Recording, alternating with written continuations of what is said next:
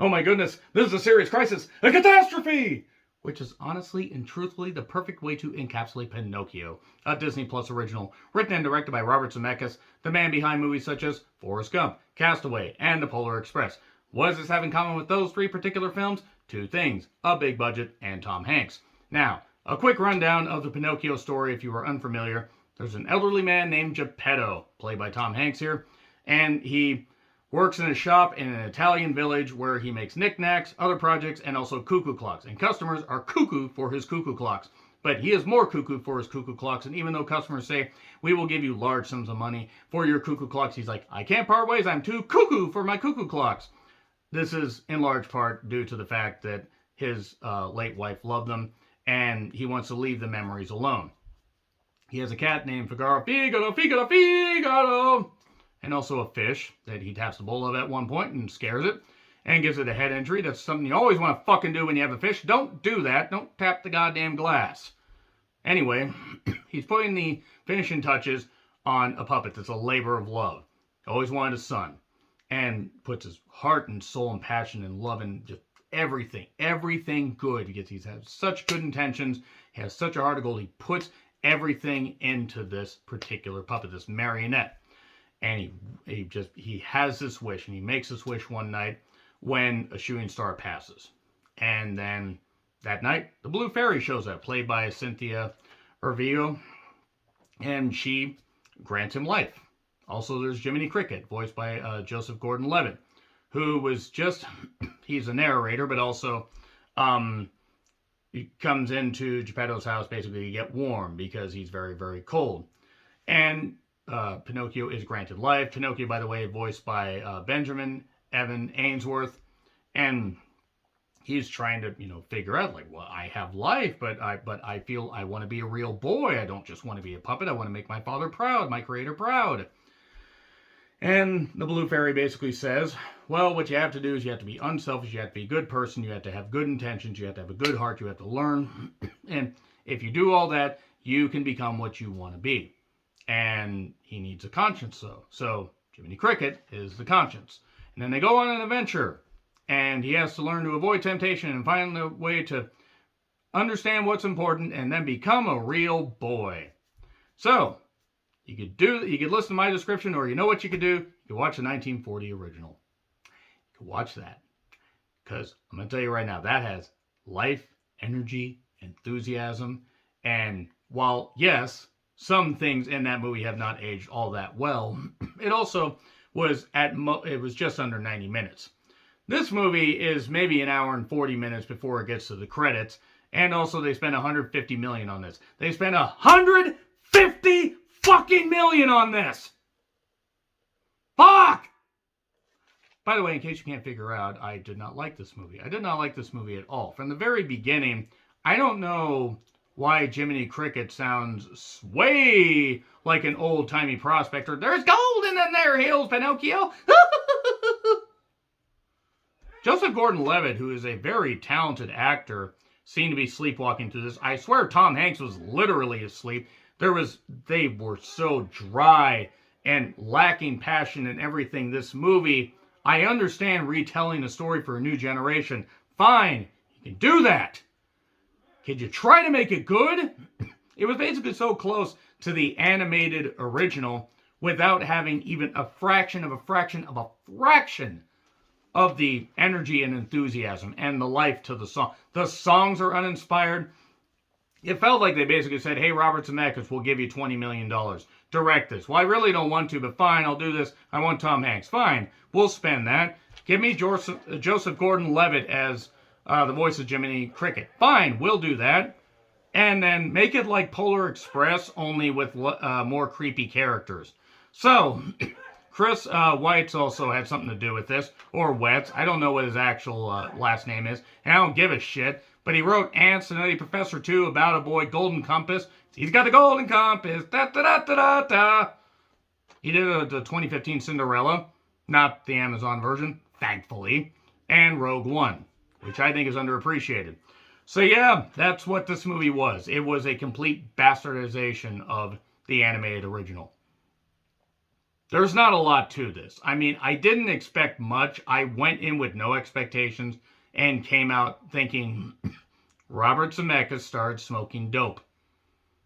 It's hard to retell a story that everybody knows. I mean, hell, this ain't the Roberto Benigni version where he played Pinocchio and he was like a 50-year-old guy. And there's another version of this coming out, done by Del Toro. It's coming out, I believe, next month.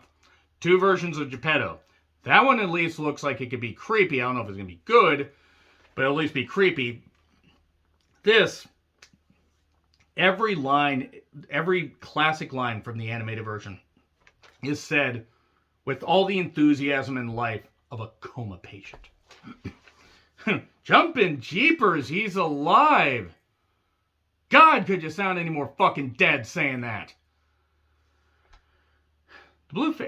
Cynthia Erivo, who actually isn't all that bad, as an actress, but just good God. Tom Hanks has been, I don't know why in the world Tom Hanks has been making so many weird decisions with his career, but then again, he's basically bulletproof. He's a great actor, and you would think that he would add something to this. No, he doesn't. He doesn't take anything away from this because there's nothing to take away from this. It is a complete desecration of the original. Everything that they do, everything they try to recreate, doesn't fucking work at all. I'll get into spoilers here in a bit, but it just goes from story piece to story piece to story piece with no enthusiasm. The special effects look like shit. These special effects look like they might have come out maybe 2007, around the Golden Compass, and the Golden Compass looked okay. This didn't seem, they were like, okay, let's just slapdash this thing. We're going to put it out on Disney Plus anyway. Had they released this in theaters, it probably would have bombed heavily. But 150 fucking million. 150 million. Movies struggle to get even close to that, but then again, Disney has more money than the fucking federal government. They'll just throw money away on something like this. Hell, they threw away 100-something million on Artemis Fowl. My fucking goodness, what shit that was. But, fuck, the songs are terrible. And then, nothing about this feels organic. It just feels like, okay, reenact the shit from the animated Pinocchio. Go out and have fun. That's pretty much it. Jesus. Fucking goddamn it. Way to waste Tom Hanks and Joseph Gordon-Levitt. And Robert Zemeckis, who has a pretty good track record. Sure, he has flops, because every goddamn director, writer, whatever, is going to have flops. I recently retro-reviewed What Lies Beneath, which was terrible. But this was an abomination. I didn't expect to hate this as much as I did. I still think I hated Chippendale Rescue Rangers a little bit more, because I have no huge affection towards the original Pinocchio. But that one, and I may retro-review it at some point. There was one particular scene that traumatized me as a kid and still does. They tried to recreate that here, and it was just goofy and ridiculous and stupid. And why in the world did they think this is a good idea? All right, because suckers like me will watch it. Maybe kids will like it. Show your kids the original. Show your kids other versions. Maybe not the direct-to-video version, but show your kids the original. And then show them this. Pretty much 9 times out of 10, I'm going to guarantee that they probably like the animated version. Even though that came out during the Second World War. Let's just get in a fucking spoiler. I mean, it's on Disney Plus. Go fucking watch it if you really want to. The songs are terrible and everything's bad. Bad and phoned in. 3, 2, 1. Spoilers. Okay, so here's the spoilers.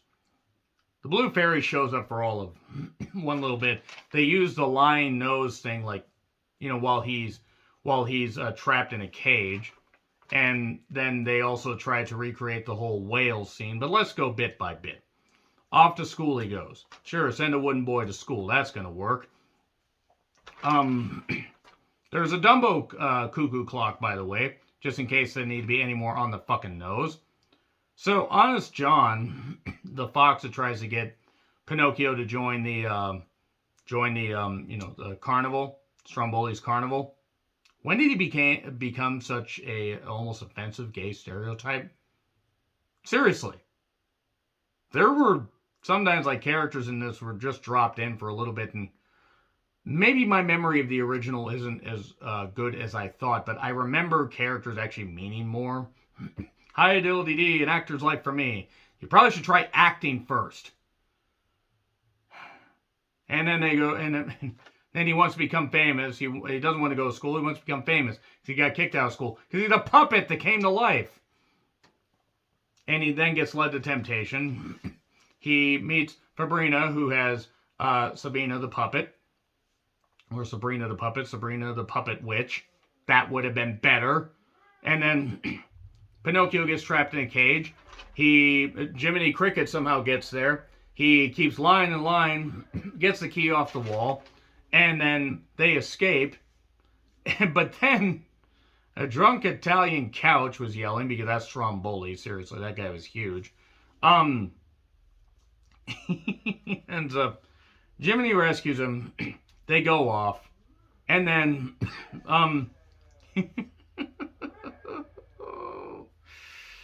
they end up on this, caravan, basically, which is taking a bunch of boys to Pleasure Island, where all their fantasies will come true. No, really, this is something that happens. And kids are drinking beer and eating candy and burning shit and blowing shit up and breaking shit and pushing pianos out of school, because apparently that's what they did during this time. Apparently Italy didn't like piano music. And he busted up some clocks. Those look like my father's clocks. And then there's a oh boy. There's Lampy, the lamprey eel. He kind of looked like a fucking lamprey eel. What the fuck was in the water when that kid was born? That's mean. Meanwhile, Geppetto is looking for him, and there's a seagull named Sophia the seagull, that hands him a thing. Oh my god, he's on Pleasure Island. I gotta go get him. This is, oh my goodness, this is a serious crisis. This is a catastrophe. Honestly, that line should have been the fucking tagline. So, the scene they tried to recreate, if anybody remembers the original, remember the donkey? Remember the boy transforms into a donkey? And it was fucking terrifying. How dare you, Walt Disney? That was scary there. They tried to recreate it here. It was stupid. Really, really fucking stupid. Really, really objectively stupid. I mean, maybe subjectively, but this was bad. What do I look like? A jackass? And also there were smoke monsters that were throwing the donkeys in there and taking them off to the salt mines. Because they were bad little boys that gave in to temptation. Didn't stay in school and listen to their parents. And then he starts to change. But he doesn't fully change. He goes back to somehow him and Jiminy escape. And then he ends up going back to his father's shop. The clocks are gone. What's going on? The seagull says he sold the clocks to buy a boat to go get you. Okay, let me go to the dock. Quick, stay outside. Stromboli's back. Oh, no, he's not. It's Fabrina. And Stromboli got arrested for grifting people, and now they have an honest puppet show. Come join us. No, I have to find my dad first. And then his ears and tail disappear. You made the right decision. Then they go out on a boat. The banana boat. Then they get swallowed up. Remember the giant whale that swallowed them up? Yeah, now the giant whale has tentacles because apparently we're hentai-ing everything together. It's Monstro, the whale with tentacles, a shark with tentacles, plus the great taste of chicken. If you're an MST3K fan, you are dying laughing in the comments. It's like Jonah the whale. Do you fucking get it? I know the original wasn't all that spectacular. In retrospect, it kind of has some issues. But at least presented well there. They get swallowed up. They set off, they burn shit that's in there because this creature just continues to swallow things up. Jiminy and the seagull Sophia, they fly there. And Pinocchio says, hey, let's burn some stuff and get out of the whale's mouth. So they do. Oh, and also the way that Pinocchio was able to get there to his dad in the boat was he water skied. Sure. And then they set the fire to get out of the whale's creature hentai's mouth. And then, we gotta escape! Pinocchio, use your legs like a frickin' outboard motor and push us to the cave. Okay! Then they do, and they crash. Oh, Geppetto's dead. No, Pinocchio cries a real tear because he's turned into a real boy. Or plot convenience. And then Geppetto's alive. And maybe he turned a real boy, maybe he didn't. Joseph Gordon-Levitt was narrating this the whole time with all the enthusiasm of a fucking coma patient. There you go. There's fucking Pinocchio. Fuck you, Disney, for doing this. Fuck Robert Zemeckis for making this. Fuck anybody who wrote this.